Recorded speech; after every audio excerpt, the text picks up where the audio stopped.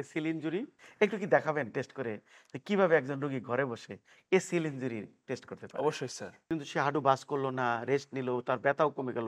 এরপরে সে কি করবে? জি। ডক্টর আফজাল, ডক্টর ইমাম, বেসিক্যালি অনেকের ক্ষেত্রেই হাঁটু ব্যথায় আমরা ব্যথা ফিল করি।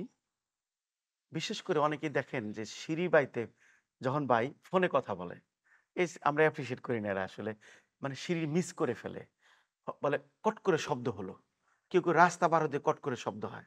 কেউ আবার খেলতে যেয়ে একেবারে বসে পড়ে হাঁটু ভেঙে শব্দ হয়। আমরা ওই সাসপেক্ট কি সাসপেক্ট করি ডক্টর আফজাল বলেন তো আপনি? What's may be the first priority কোনটা? কোন ইনজুরি হতে পারে? এসিএল ইনজুরি হতে পারে। ACL injury. এসিএল ইনজুরি কিন্তু ঘরে বসে আমরা কিন্তু খুব সহজে টেস্ট করতে পারি। একটু কি দেখাবেন টেস্ট করে যে কিভাবে একজন রোগী ঘরে বসে এসিএল ইনজুরি টেস্ট করতে পারে? অবশ্যই স্যার। আমরা এটা অ্যান্টেরিয়র ডয়ার টেস্টের মাধ্যমে খুব সহজেই বুঝতে পারবো যে এসিএল লিগামেন্টটা কতটুকু ইনজুরড হয়েছে। সেটার জন্য আমরা রোগীর হাঁটুটাকে ৪০ থেকে ৫০ ডিগ্রি ভাঁজ করব। ভাঁজ করা অবস্থায় আ আঙ্গুলগুলো হাঁটুর টিবিয়ার পেছনে, হাঁটুর যে ভাঁজটা আছে পেছনে দিয়ে বসিয়ে ২ টা থাম্ব আমরা প্যাটেলার নিচে, হাঁটুর যে বাটির নিচে প্লেস করে সামনের দিকে ট্রান্সলেটরি মুভমেন্ট করবো লিটল বিট, খুব জাস্ট ভালো। স্ট্রেসটা দেখার জন্য। সেখান থেকে কতটুকু পাটা বের হয়ে আসতেছে হাঁটুটা, সেটা দেখে আমরা বুঝতে পারবো যে ওনার এসিএল ইনজুরি লিগামেন্টটা বা ইনজুরিটা কতটুকু হয়েছে। ছোট্ট একটা জিনিস এড করি। আফজাল স্যার যে হাঁটুটা ভাঁজ করেছেন, অনেক সময় পায়ের পাতাটা টানলে পিছনে চলে যায়। আপনি চাইলে পায়ের পাতা কেউ ধরতেও পারে বা নিজেও বসতে পারেন। এরকম করে করতে পারেন। মনে করেন একজন এসিএল ইনজুরি ধরা পড়েছে। বেসিক্যালি কয়টা গ্রেড আমরা এটা মানবো? জি। এক্ষেত্রে আমরা সাধারণত ৩ টা গ্রেড মেইনটেইন করে থাকি। Grade ১, grade ২, grade ৩। গ্রেড ৩ হচ্ছে কমপ্লিট টিয়ার। গ্রেড ১, গ্রেড ২ পর্যন্ত অপারেশন জরুরি নয়। গ্রেড ৩ যদি হয় কমপ্লিট টিয়ার, মানে এটা অবশ্যই অপারেশন লাগবে।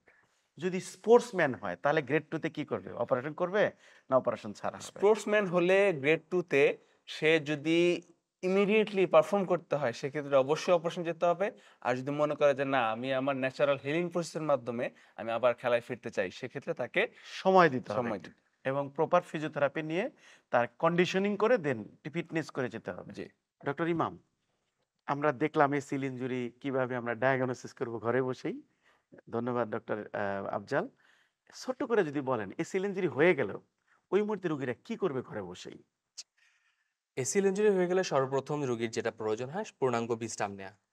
পূর্ণাঙ্গ বিশ্রামের পরবর্তীতে যে ধাপটা, সেটা হচ্ছে হাঁটুর যাতে মুভমেন্টটা না হয় বা হাঁটু যাতে নড়াচড়া না হয়, এর জন্য একটা ক্রেপ ব্যান্ডেজ আমরা ব্যবহার করতে পারি। তার পরবর্তীতে ওই যে অংশে হাঁটুর যে অংশটা থাকে সেখানে আমরা আইস ইউজ করতে পারি, যেটা গবেষণা ভিত্তিক। যাতে করে ওইখানে সোয়েলিং বা ফোলা ভাবটা বা গরম ভাবটা থাকে সেটা যেন কমে যায়। পরবর্তীতে সে তার নিকটস্থ হাসপাতালে গিয়ে একজন বিশেষজ্ঞ চিকিৎসকের পরামর্শ নিতে পারে। মনে করেন তার পরামর্শ নিল এবং আমরা যতদূর জানি যে 21 ডেজ লাগে হচ্ছে হিলিং প্রসিডিউরে। তারপরে সে কি করতে পারে? কোনো ওয়ে আছে কি? কারণ ২১ দিন তো সে হাঁটু বাস করলো না, রেস্ট নিল, তার ব্যথাও কমে গেল। এরপরে সে কি করবে? জি।